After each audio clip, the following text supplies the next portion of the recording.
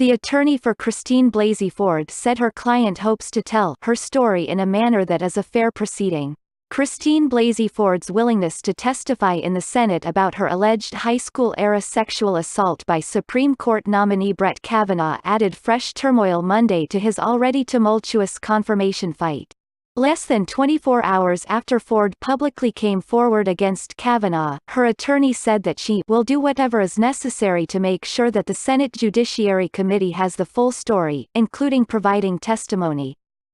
Judiciary Chairman Chuck Grassley already had begun seeking follow-up calls for senators on Ford's charges but has yet to comment Monday on potential testimony, which could further imperil a committee vote on Kavanaugh that's still set for Thursday.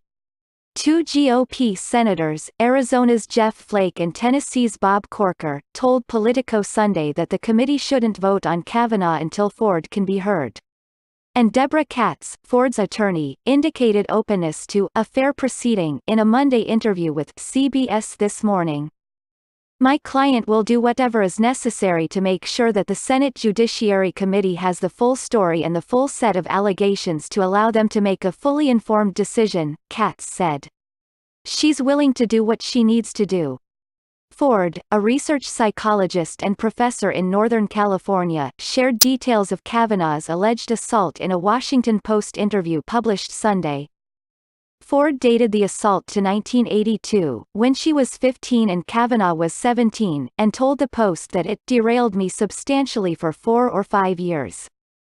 Kavanaugh on Monday vehemently denied the accusation and said he is willing to speak to the Senate Judiciary Committee. This is a completely false allegation. I have never done anything like what the accuser describes, to her or to anyone, he said in a statement. Because this never happened, I had no idea who was making this accusation until she identified herself yesterday. The White House on Monday reiterated its support for President Donald Trump's High Court nominee, reasserting Kavanaugh's Friday statement that he categorically and unequivocally denies the allegation. This has not changed. Judge Kavanaugh and the White House both stand by that statement, White House spokeswoman Carrie Kupik said by email Monday morning. An aide to Grassley said on Monday that he will work on scheduling a follow-up call to Ford before beginning any process on an in-person interview. Giving Kavanaugh's accuser public airtime would carry significant political risk. Summoning echoes of Anita Hill's explosive 1991 testimony alleging sexual harassment by now Supreme Court Justice Clarence Thomas, and would be difficult to follow through on without definitively derailing the GOP's plans to push Kavanaugh to a final vote later this month. Although Republicans said Sunday night that they would seek a follow-up call, Ford's attorney told CNN in a separate interview that lawmakers have yet to contact her client regarding a potential appearance before the committee. We've heard from no one, Katz said. We've seen various statements made on television, and statements that are being bandied about for political reason, but no one's asked her, no. Kellyanne Conway, counselor to the president, sounded a somewhat more conciliatory tone Monday morning than the White House's official statement. She told Fox News that Ford's account ought not to be ignored but also should be weighed against Kavanaugh's account of the decades-old alleged assault.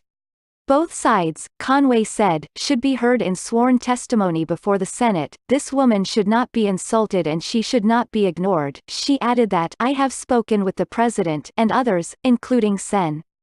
Lindsey Graham. This woman will be heard. Senator Susan Collins on Monday said she too wants to hear from both accuser and accused. Professor Ford and Judge Kavanaugh should both testify under oath before the Judiciary Committee, she tweeted.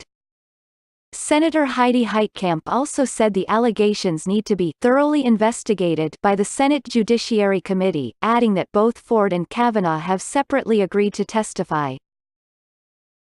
It takes courage for any woman to speak up about sexual assault, and we need to respect Professor Ford by listening to her and hearing her story, Heitkamp said in a statement that she tweeted.